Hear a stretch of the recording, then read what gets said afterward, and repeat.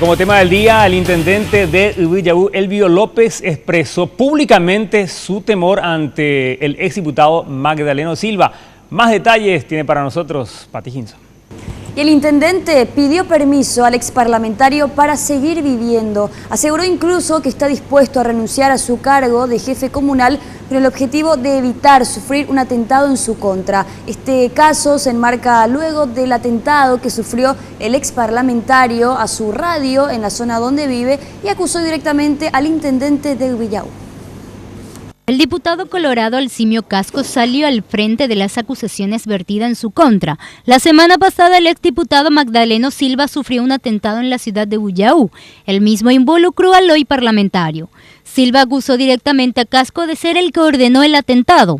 Según manifestó el diputado Casco, las acusaciones vertidas por Silva son sospechosas, ya que él mismo nunca hizo una denuncia formal ante la Fiscalía.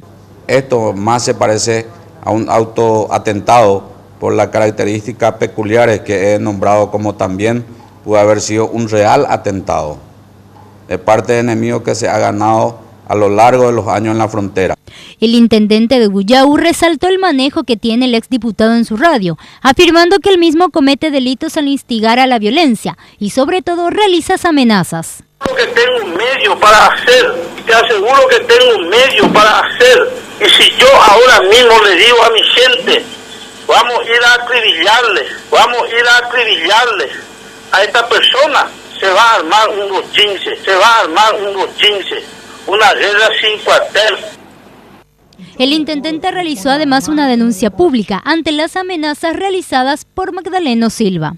Que él iría a quemar mi casa, a matar mi familia y todo lo que encuentre.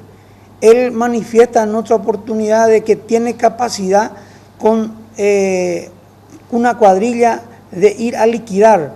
Yo temo por mi vida porque yo soy el indefenso para hablar de esto. Yo no tengo capacidad económica, mi casa no tiene tejido, no tiene quinchado y yo soy el más desprotegido.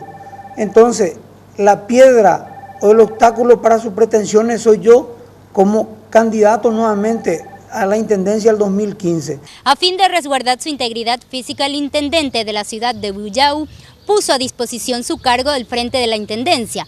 Con esto, suplicó al exparlamentario Magdaleno Silva que no atente contra su vida. En la frontera, él tiene capacidad